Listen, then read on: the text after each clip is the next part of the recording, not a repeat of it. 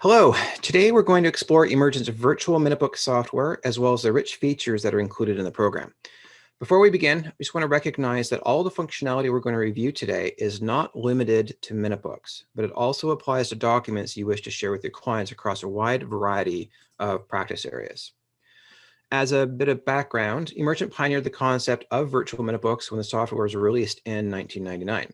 The software was embraced by many as a means to increase service to clients, increase accessibility, and dramatically reduce the annual cost firms pay in regards to storing minutebooks. Most of all, the system dramatically reduces the need to hunt for minutebooks inside the firm and provides the foundation for staff to be able to continue to service clients while working remotely.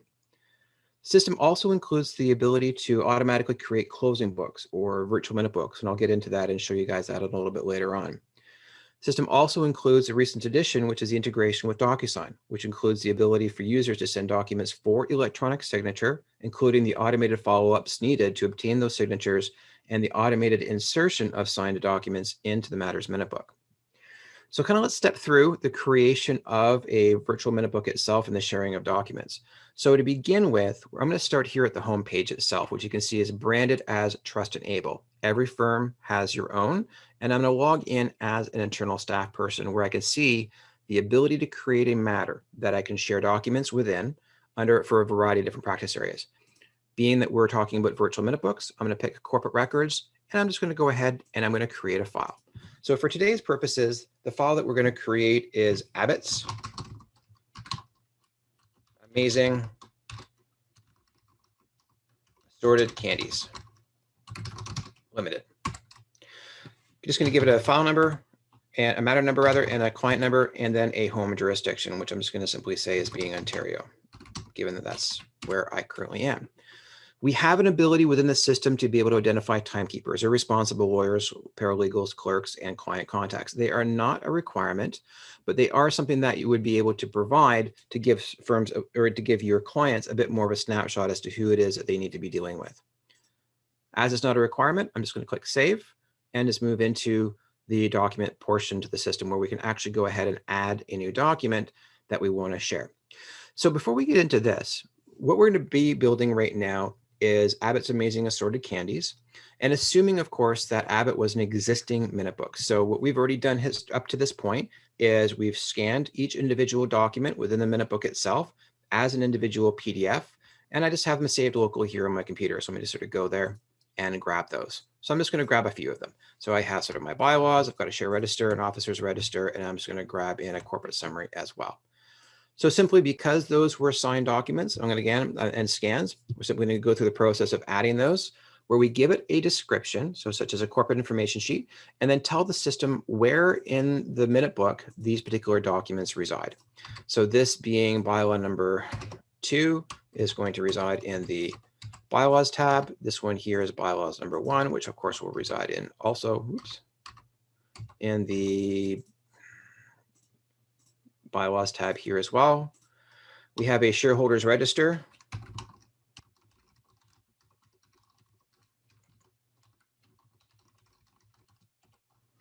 just going to go into my ledgers and registers section and just put it over with my shareholders register. And then we also have an officers register, which again is also going to go into the ledgers and registers tab, but obviously for the officers themselves. Now, if I'm missing a particular document, no problem. Simply just go back to my list, drag it up here, and then add it in. So if I wanted to add in a consent to act, I could also do that, and then add in again that consent to act as a director, which will go into my director's resolution section as well.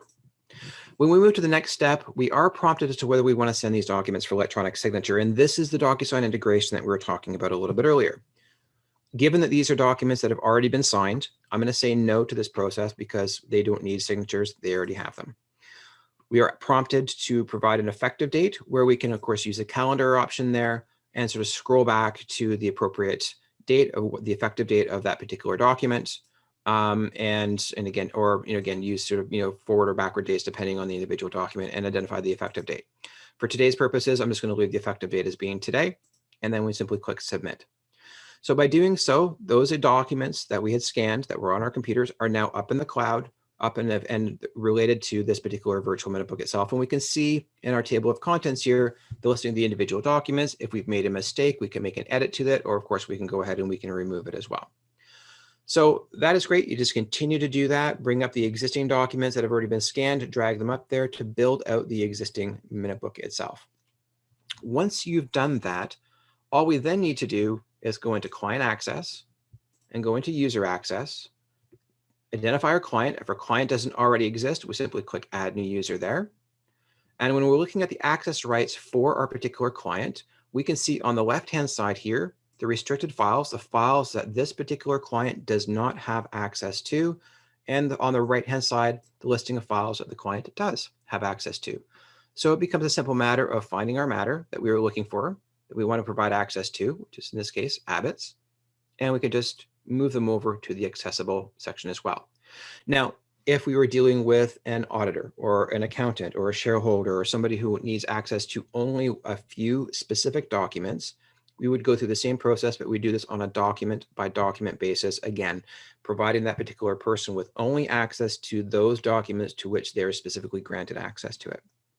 And then we just simply hit save. And that's how easy it is. So again, we've just given access to Brad for Abbott's. So I'm just going to go back over to our corporate records, and we're just going to go back over to Abbott's, and we can open up the minute book itself, and we can see all the individual documents that we've just added.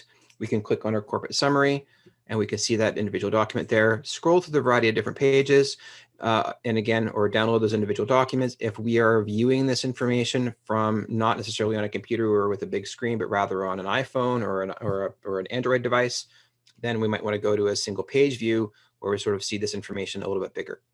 So again, have the easier access to this. And then as I mentioned earlier, you can simply click the download button to be able to click the individual documents that you wish to download. So if your client wishes to have access to the articles or any of the bylaws or any of those individual documents that you're sharing with them in their list, they can simply download that individual document. They could also click this download all. So in the cases where they actually wanted an entire copy of their minute book itself, your client is able to do that themselves by clicking download all. And what they'll see is an entire minute book itself assembled with a cover page identifying sort of, what the effective date was of this virtual minute book itself, an interactive table of contents that allows you to jump to a particular section. So we can see our dividers here for our corporate summary, as well as that individual documents for it. And if I go all the way to the end, we can see sort of an ending page so they know which firm to contact should they have any questions. This is a virtual minute book itself. Obviously, if you're doing this for a closing transaction, it'll be a closing book or due diligence and so on and so forth. So again, that automated ability to create this assortment of and this collection of documents on an automated basis is really quite handy. Now we've already built out our book for Abbott's. We've gone ahead and we've added in a couple of different documents. So let's just assume for a moment that those are all of the existing documents related to this particular entity. And now on a go forward basis, we have additional documents. As we do work for our client, we want to be able to send out documents for them. We simply click add document again, go back to that same screen that we were at before, but this time we're actually going to drag in a document that we actually need to get signatures on. So actually I'm going to grab two of them, share issuance and a certificate. So in this case, this is a share certificate itself, just for common certificate. Again, is how I've identified it. Obviously, you might want to give it a little bit more description than that. And I'm just going to identify this is going to go into my shareholders resolution section as well. Now, again, when we get to this section here where we're asked and prompted if we'd like to send these for electronic signatures, in this case, these are documents that have not been signed, they've been finalized.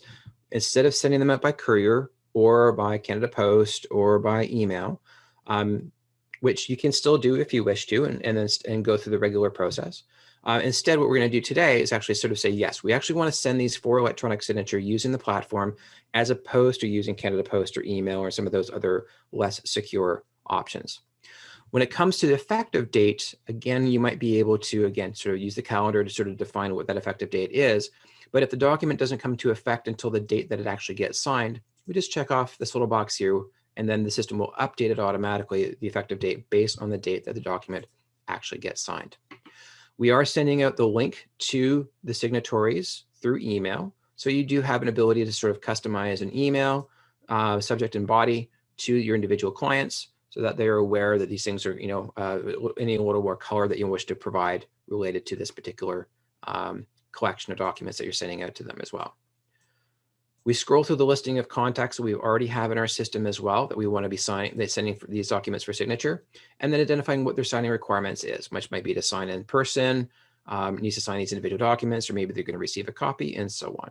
Needs to sign is the one that we're going to be using today. If we have more recipients, simply follow that same process, click Add Recipient, go through and pick any additional people that you may need to add in there. If the person that you're looking for, you search.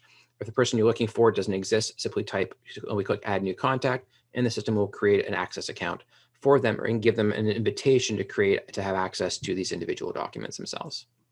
For today's purposes, I'm just going to use this with Danielle, and I'm going to go ahead and send these documents over to DocuSign.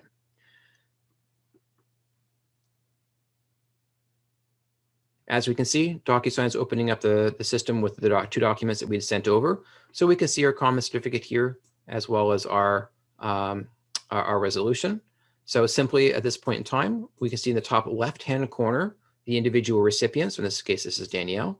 So Danielle is yellow. If we want to drag her signature block over, we could drop it to wherever it is we want her to sign, reposition it, or make it bigger and format it however we wish. If we need to have drag her initials over, we can also do that. It's not required. Obviously on a share certificate, but if you perhaps you'd like to see that as well. So I'll just drag that over there as well, just so you can see that. And of course, date signed is also another option that we can put in here as well. So that might be an option that we might want to sort of stick up there instead of having the date be filled in for us. Follow down to the next document as well, and really repeat the same process. Again, this is for Danielle. We're going to ignore the fact that we've got other people listed there as well. And again, just sort of drag and drop her signature block over. Once we're done identifying where Danielle is going to sign, we'd repeat that process for any of the other recipients that we have. And in this case, we only have Danielle. So we're actually almost ready to go ahead and to sign and to send it for signature. Now, before we do this, one thing I just want to bring everybody's attention to. If we go into our advanced options, one of the things that we'll notice is by default, the virtual minute book is going to be sending reminders to your client to sign these documents every 3 days. You can change this if you wish to change it to 6 days or 5 days or whatever, that you have that ability to go through to do that on a per document collection send. So whatever the documents are in that particular envelope, you can go ahead and you can send those at your will. There's also an expiry date. So in our case, what we had defaulted, of course, was 3 and 3, where every 3 days the client's going to get that reminder. After 3 weeks of reminders, it really is at that point in time, you're the sender who's getting this, in this case it's me, is going to get a notification that I've sent these documents for signature. The client has not responded, so the documents are going to be canceled, and you should reach out directly to the client to sort of deal with and again redo the documents at that point in time. Obviously, they're having some difficulties in signing those documents. We're going to hit send right now, and from an internal staff perspective, that is all that we need to do. We don't need to do anything else. All we've done is we've gone ahead, we've added in some existing documents into the virtual minute book. We've given our client access to that, and we've also sent them some documents for electronic signature. Once those documents are signed, they will be replaced, but we can see here that these documents are indeed out for signature. And if we actually go back and look at the table of contents, we can see that there's the common certificate. We can see that it's out for signature, and we actually have a few different options. So while we're waiting for electronic signatures to be completed, if our client has deleted the link to send to actually go ahead and sign the documents, we are able to resend it. If they change their mind, of course, we can void it. And if we want to see the history of actions, the history of events of who's done what at what particular time, we are able to also open that up and see that at any point in time as well. And from an internal staff perspective, that is it. We're now able to move on to our other tasks while the system then goes through that automated process to collect those signatures for us and then replace these documents with the signed copies. And to do that all automatically. So I'm going to just move over now to the client perspective. So as a client, we'll see a link, an email that will come in with whatever subject and body it was that we'd identified originally, and a button that we click to go off and to sign. We'll ask you to log in to your account. And if this is the client's very first time signing documents with us, they'll have to create their own signature. So they have an ability right now. So when they come in, they would be then prompted to define their signature. You can pre-use one of the signatures that comes with DocuSign. You can draw your own. You can upload an existing one. You've got a variety of different options there. Your client would just simply click continue, hit the start button, apply their initials that they'd set up, apply the signatures that they had set up, and when they're completed, they simply hit finish. You can do this from any device. Most commonly is done usually from a phone, from a smartphone, but of course, obviously any computer you can do this from as well. And then that is it. Your client is now given access to all those documents, and you can see those. So from an internal user perspective, we will receive a notification that our client has signed these documents, and we'll receive a certificate of completion. I'll get to that and move that over in a moment. First, I just want to go over and just open up our matter here again, where we can now see that those documents that were previously out for signature have now been replaced with the original ones. By click on View Common Share Certificate, we're able to see the signatures block right there. I'll just make it a little bit bigger so that way it's easier for everybody to see. Again, so there's the individual document, and again, that individual signature itself that we've sent off. And so again, all those individual documents have now been replaced. And if I go back over to my email, we will see that as the sender of these documents, I will receive a certificate of completion. And this is where we'll be able to see sort of the when documents were sent, who sent it, where were they viewed, and sort of the individual steps that that person went through during that signing process. It's not a minute book document. We're not saving it over to the minute book itself. So it is something that you would save directly over to your individual files. So again, the process that we've just gone through for adding up existing documents or signed documents, and then going through the process of adding documents and sharing them for electronic signature applies to not only just virtual minute books, which is that corporate records section there, but applies to every area that you currently work in that you're sending documents to your clients for signature. It could be for residential or commercial real estate transaction, an M&A for due diligence, corporate tax, litigation, and so on and so on. All the options are there.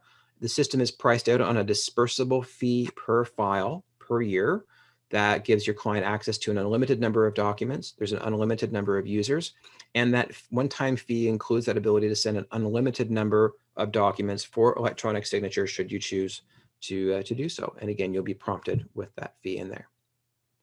That concludes today's walkthrough of the virtual minute book and electronic signatures.